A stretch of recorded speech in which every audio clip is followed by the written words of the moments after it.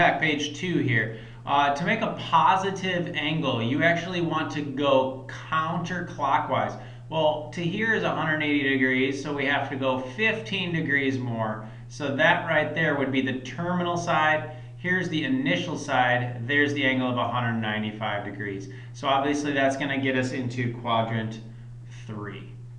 All right, over here, negative 378 degrees. Well, now we're going this way, but we're going to go 360 plus another 18 degrees.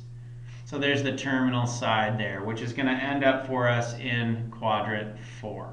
Express your answer in terms of pi. So if we're going from degrees to radians, you can use a proportion. Part to whole equals part to whole. I think the fastest way to do these is to multiply from degrees to radians. You multiply by pi over 180. So by doing this, we're going to actually just simplify this. The zeros cancel off. And then that's going to end up being 2 pi over 9 in exact form in terms of pi. So this one we would again multiply by pi over 180. And then looking to simplify here, you can actually divide by 2 to both of those. So that's going to be negative 19 pi over 90. And then I'll go to a different color here because we're doing something different. You're going from radians to degrees. You want to take the reciprocal of what you just did and multiply it. So by 180 over pi. The pi's are going to cancel, which is nice. So you're actually going to have this coming out to 60 over 1, and you're going to get 120 degrees. Over here, multiplying by 180 pi, same way here. Pi's cancel. You can knock off the zeros right away. 18 over 2 would be 9 over 1, and you're going to end up at 27 degrees. Okay, so you guys have been rock starring at that. Next one, you got to know that arc length here. I mean, you don't have to know this. There are other ways to do these problems, but the majority of you have decided to do S equals R theta. Here's the big deal. If you're watching this video, congratulations, because you found really the main way you're going to screw these up. This must be in radians, okay? You have to be in radians in order to use this formula. If you put a degree measure in there, that's not going to work out. Okay, so if you've been practicing your homework all along, go back to those and look at those and see why. So S is literally equal to R, in this case 6, times theta. Well, if it's 2/3, there's no pi here, that's okay. 2/3 of 1 radian makes total sense. There's no pi, it's okay. So the arc length, S, is actually going to equal 4 in this situation. And since it's meters, it's just a linear distance of 4 meters. Okay? Now, these answers, just so you know, I mean, we're just trying to get you to use the formula. Every single one, 14, 15, 16, 17, is in radians.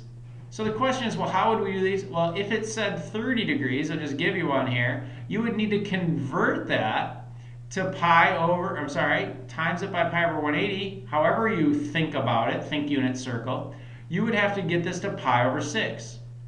Now this is just a what if scenario I'm talking to you. So if this said theta equals 30 degrees, you could not put 30 degrees right here. You'd have to convert it to pi over 6, and then you would put pi over 6 in there. Okay, so I hope that helps you with some of your other problems that actually give you the degrees, not the radians. Okay? So looking at number 15, we can do this real quick. S equals R theta. So the radius is, I don't know. Okay, so R. Let me back it up. I got a little ahead of myself. They told you that S was actually equal to 3 feet. So that's good. R times theta. This time they gave you that as well. So when we multiply both sides by 5, we will get 15, and that will be feet. So the radius of that circle would be 15 feet. Okay, moving along to sector area here. This formula is area of the sector equals 1/2 R squared theta. Again, these radians are really pretty nice for this review. So if you want more practice, I would go back. We practiced this many times on the worksheets, looking for these problems where arc length and area are discussed. Practice those up. So 1/2 times R squared, so that would be 36. 6 squared is 36. And then times theta, which is 2/3. So when we crank all this out, this is going to end up being 12, and then it's going to be meters squared. This one here, all right, so the area is given as 3, again, kind of like the last one, but that's 1/2 r squared times 1/5. Oops.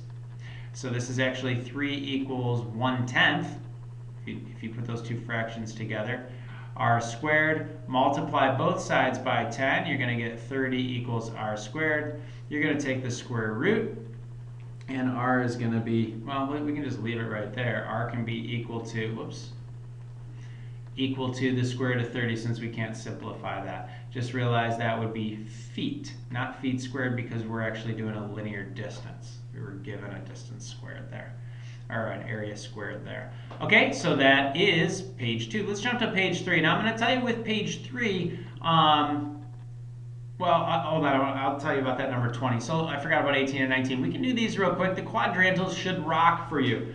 Okay, so the way I've been teaching these quadrantals to you is just to remember that the sine value, when we're talking unit circle, is really just the y value. The cosine value, when we're talking unit circle, is the x value. And you need to remember that tangent is equal to sine over cosine. If you can get those 3 things down, you can answer any question I give you with the quadrantal. Okay, 10 pi is going to leave us here because that's 2 pi, 4 pi, 6 pi, 8 pi, and finally 10 pi's. Now you're full of pi's. But okay, 10 pi. So now looking at this one, that is the ordered pair 1, 0. Okay, so if I ask for cosecant, I'm thinking sine, right? Because it's like 0. So if sine is 0, what's cosecant going to be? The reciprocal, 0 is now going to go to the bottom and it's going to be undefined. Okay, so cosecant's undefined there. 6 pi is actually the exact same location. It is the ordered pair, 1, 0. But now I'm talking about cosine, which is strictly the x value. The answer to that one is 1. Okay, practice those up. All right, now what I'm going to focus on here, just so you're all aware of this, and let me try zooming in and see what that does. Yeah, we're going to do this.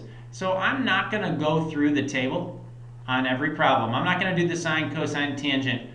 You look at your answer key to worksheet 8 to help you with that. Sine, remember, is always opposite over hypotenuse. Cosine is adjacent over hypotenuse. Tangent is opposite over adjacent. And then these are the other ones are the reciprocals. So the things my kids have really been struggling with is, how do I get there? How do I get there? Not necessarily filling all these in. Okay, so I'm going to work on all these problems, how to get there. Well, pi over 3, what you need to know is that that is going to get you to, like think of this right here as pi broken up into 3. Well, you know pi is 180, right? 180 divided by 3. So you're thinking 60 degrees when you do these problems, okay? So I'm thinking 60 degrees. All right, sounds good. But which way? Well, up this way. And how many times do I do that? 7 times. So you could think about going around 7 times. You can convert this whole thing to degrees however you like. I'll tell you my fave way. I like to think about it as 6 pi over 3. Now, hopefully you realize that 6 pi over 3 is smaller than this. It's actually 1 pi over 3 smaller, because this is equivalent to 7 pi. But 6 pi over 3 is actually 2 pi. So 6 pi over 3 gets me here. I have to go 1 more pi over 3. Well, that's 60 degrees. So that's going to lead me right up here with a reference angle of 60 degrees. So then opposite there would give me my root 3. This opposite the 30 is 1. Hypotenuse is 2. So you can work through that.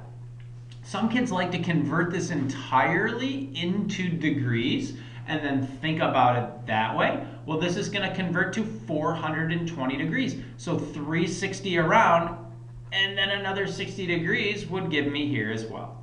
So there's many ways to think about those problems like that. Multiple revolutions. This one is 5 pi over 4. So remember, I'm going to break pi into 4. If I break 480 into 4, I'm thinking 45 degree angles here. Okay, so here's 1 pi over 4. Here's 2 pi over 4, 3 pi, there's 4 pi over 4. That's going to lead me right down here, 45 degree angle into 5 pi over 4. Now this is a 1 root 2 for my 45, 45, 90, but it's a negative and a negative here because we went left, we went down. Okay, and then again you can fill in your trig functions from there. Negative 150. Okay, so what am I doing now? I'm actually going to go down. I'm going to go down. Okay, how far have I gone now? 180. But I need to go 30 less than that. So immediately you realize, okay, I'm here, and this reference angle is 30 degrees. So opposite 30 is 1, negative. Opposite the 60 is root 3, negative. And opposite the 90 for the hypotenuse is 2. 1 root 3, 2. And again, fill out all of your trig functions from there. Reference your answer key, please. 600 degrees. All right, this looks like a red one. So if I went around 360, if I went around again, 720. Ooh, I went too far. Okay, so there's many ways to think through this problem. Whatever you're comfy with, you got to have the idea of how much is left. So if I take 360 out of this, I've gone 360 degrees. How much more do I have to go? Well, 360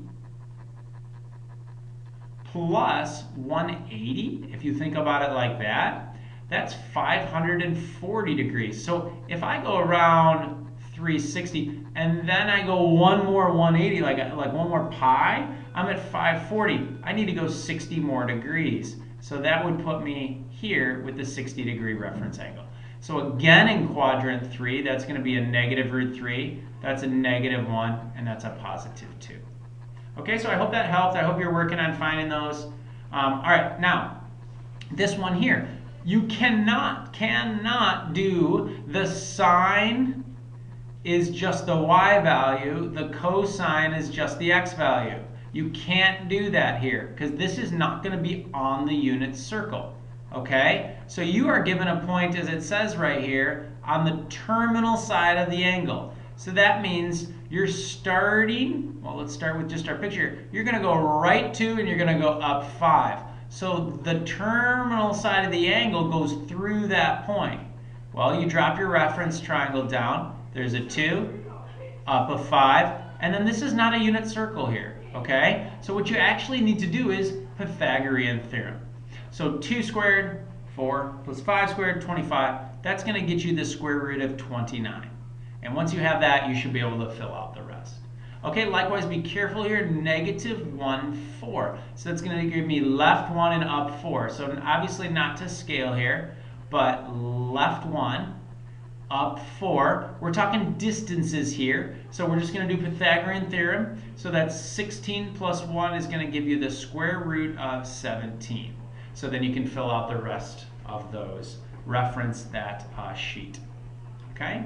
All right, so what I'm going to do is I'm going to carry on. I think I'm going to try to finish this here, and then I'll do one more video for the graphing review. So let me zoom out a little bit here. Okay, so now these are, a little bit the same thing. There's just, more practice and giving you more repetition, I guess I would say, more revolutions. But the whole idea is get there and then answer it. So let's practice a couple of these. 405 degrees. Okay, we're going to get there, and we're only going to answer one thing, cosecant. So 360 would be here. We're going to go up here another 45 degrees. So we have a 1, 1, a square root of 2. So that is actually cosecant. Sine's reciprocal, so that's going to be root 2. 1 over root 2 flipped is just root 2. 480 degrees. All right, here we go again. 360. And I have to go 120 more. Well, 120 more places me right here, and it actually gives me a reference angle of 60, because that right there was the 120 degrees. So opposite would be a positive root 3 because I'm going up, but this one's going to be a negative 1 because we're going left, and then we have the 2 there. Tangent from here is opposite over adjacent, so that's going to be the square root of 3, but it's negative in that location. All right, this one, I don't know, there's multiple ways to think about this one, but me personally, I don't like 33 over 6, so I'm going to get it down to something that's kind of nice. I'm going to think about it as 30 pi over 6. I don't know, that right there speaks to me, 5 pi. I see that. But to make this equivalent, I would have to add 3 more pi's over 6. That does say 33 pi over 6, right? But this is really just 5 pi. So what it's saying is go 5 pi and then go 3 pi over 6 more. Well, pi over 6 is really just pi over 2. So if I'm thinking this out here, I'm going to go 5 pi. That's here. And then I'm going to go pi over 2 more. I'm right there. And then that is actually the ordered pair 0, -1. So if we use the way we've learned quadrantals here, cosine is just the x value. So the answer to this problem is just going to be 0. Likewise on this one, hopefully you're seeing that 20 pi over 4 is convenient, plus 1 pi over 4. So this right here actually comes out to the same. It comes out to 5 pi. So get to 5 pi, that's here, then go 1 pi over 4 more. So that would put me down here. Pi over 4, hopefully you know now, is a reference angle of 45. So we have a -1, a -1, √2. But we're not going to need it here because we're doing cotangent. So that would be opposite over adjacent. That's -1. When you take the reciprocal, that's just 1. So tangent and cotangent are actually both 1 there. Okay, last one before I attempt to get some oh, I lied, there's 2 more. We'll get them in here. Okay, first things first. You can use the all students take calc thing, or however you've learned it. All students take calc. That's great. The biggest thing is you have to get to the quadrantal. Okay, so getting there is one case. So sine is negative, is what I want you to understand. So if sine is negative, it can't be. Sorry, let me back it up. If sine is negative, it can't be these two because that says where things are positive. So it's not going to be in these 2 quadrants. Okay. Cosine is negative, so it can't be here. So that leads you to this location. Okay? So what is the reference angle here? Don't worry about the angle so much when they actually give you the ratios. They're saying sine is 7. Okay, because here's theta, right? Is 7 over 25, but it has to be negative. Well, this one's the one that's going to have to be negative. And then if you know your families, that's the 7, 24, 25 family, gives this negative here, but you get that from cosine as well. So now they're saying find each of the 4 remaining trig functions. So we have sine, we have cosine. Basically, you should be able to find tangent, cotangent, cosecant, and secant from that, and that's what I'm going to allow you to do to work through your worksheet, your worksheet solutions there. Okay? Alrighty. All right, so next one, same thing. Looking here, where are we? Sine is negative. When sine is negative, you cannot be in the top 2 quadrants. Just think about a reference triangle there. Any opposite over hypotenuse is going to be a positive value. So we need to be down in one of these 2. But then they gave you another restriction. Okay, tangent has to be negative. Well, guess what? Opposite over adjacent would be negative here. Opposite over adjacent, think about this triangle here. Opposite, adjacent are both negative. Those would be positive, so we can't have that. So we're going to end up right down here. So we're here. Sine is -2/5. So from this reference angle right there for theta, we have -2, we have 5. Pythagorean theorem here is actually 2 squared plus, plus x squared. The reason I'm working this one out is for you to realize that we actually have the hypotenuse here. So don't do 2 squared plus 5 squared. So you're going to have x squared equals 25 minus 4 from both sides, 21. So this right in there is going to be a positive square root of 21. So again, you should be able to work through your sine, your cosine, and your tangent there. Actually, yeah, they are asking for the remaining ones, I think. So just work. It doesn't matter what the question is asking. It really doesn't. Like, you should be able to figure out all 6 based on that. Okay, cotangent's -2. All right, so this is the way I like to think about it. If cotangent's negative, that's the reciprocal of tangent. If you take the reciprocal of any negative, tangent's also going to be negative. So I like to think, okay, where is tangent negative? Well, tangent's positive here and here. So tangent's negative in these 2. Oh, sine is greater than 0. So remember, sine has to be positive up here. And remember, back to those quadrantals, the sine value is the y value. So that has to be positive. So this is going to be the triangle that we're going to look at. Reference angle of theta here. Okay, so cotangent is not opposite over adjacent, but adjacent over opposite. So that's going to be -2 and 1, which means obviously tangent is 1 over -2, the reciprocal. So now be careful, you have to do Pythagorean theorem. 1 squared plus 2 squared, that's 5. So we get the square root of 5 for this one. And then work through all of your trig functions there. Okay, I'm going to close off this video. Hopefully you'll join me for the graphing.